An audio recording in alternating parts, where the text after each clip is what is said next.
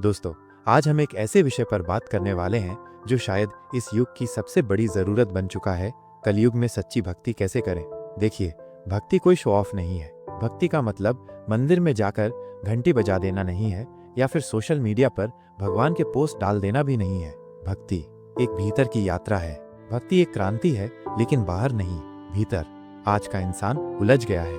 कलयुग का मतलब है जहां असत्य को सत्य की तरह बेचा जाता है, जहां बाहरी प्रदर्शन को ही भक्ति कहा जाने लगा है। लेकिन अगर हम सच में भगवान से जुड़ना चाहते हैं तो सबसे पहले हमें खुद से जुड़ना होगा, और खुद से जुड़ना यही सच्ची भक्ति है। सोचिए, आप मंदिर गए, प्रसाद चढ़ाया, मस्तक झुकाया, लेकिन भीतर से अशांत हैं, लालच से भरे हैं, तो क्या सच में आप भगवान तक पहुंचे? ईश्वर तक पहुंचने का रास्ता तुम्हारे भीतर से होकर गुजरता है। अगर तुम्हारी पूजा से तुम्हारा अहंकार और मोटा हो रहा है तो वो पूजा नहीं है, वो पाप है। तो सवाल ये है, सच्ची भक्ति क्या है? धर्म ग्रंथों के अनुसार भक्ति का मतलब है समर्पण, स्वीकृति और स्वधर्म पालन। श्रीमद् भागवत में भी कहा गया है, भगवान केवल उस पर कृपा करते हैं जो भीतर से निर्मल हो, ना कि जो बाहरी दिखावे में फंसा हो। लेकिन आज हमने भक्ति को व्यापार बना दिया है। भगवान से सौदेबाजी करने लगे हैं। हे भगवान, मेरा काम कर दो तो मैं आपको इतना चढ़ावा चढ़ाऊंगा। ये कैसी भक्ति है? सच्ची भक्ति में शर्त नहीं होती, सच्ची भक्ति में मांग नहीं होती।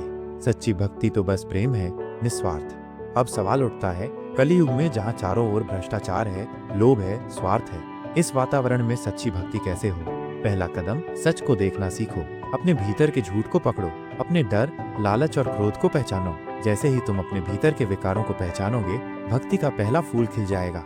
दूसरा कदम, ध्यान करो। और ध्यान का मतलब सिर्फ आंख बंद कर बैठना नहीं है। ध्यान का मतलब है पूरे होश के साथ जीना। जैसे तुम खाना खा रहे हो तो सिर्फ खाना खाओ, चल रहे हो तो सिर्फ चलो, बोल रहे हो तो सिर्फ बोलो, पूरा वर्तमान में डूब जाओ। यही सच्ची साधना है। तीसरा कदम, स्वीकृति लाओ। जो हो रहा है उसे पूरी तरह स्वीकार करो, भगवान को भी, उसकी दी हुई परिस्थितियों को भी। समझो, भक्ति का अर्थ है अपने भीतर एक स्थायी अखंड प्रेम का जन्म लेना, जो हर परिस्थिति में स्थिर रहे, चाहे दुख आए या सुख। अगर दुखों में भी तुम्हारा भगवान से प्रेम बना रहे तो वही सच्ची भक्ति है। अगर असफलता में भी तुम्हारा समर्पण न टूटे तो वही सच्ची भक्ति है। रामायण में शबरी का उदाहरण याद कीजिए। शबरी हर दिन अपने छोटे से झोपड़े के सामने फूल बिछाती थी, हर दिन विश्वास करती थी कि राम आएंगे। वो न सवाल करती थी न शिकायत, बस प्रेम था, भरोसा था, समर्पण था।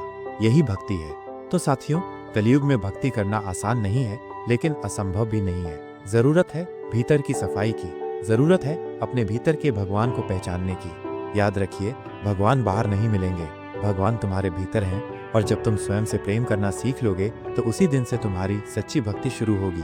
धन्यवाद। इसी यात्रा पर आगे बढ़ते रहिए। और हाँ, अगर ये बात आपको भीतर कहीं छू गई हो तो इसे अपने मित्रों के साथ जरूर साझा करें, क्योंकि सच्ची भक्ति का संदेश फैलाना भी एक सेवा है।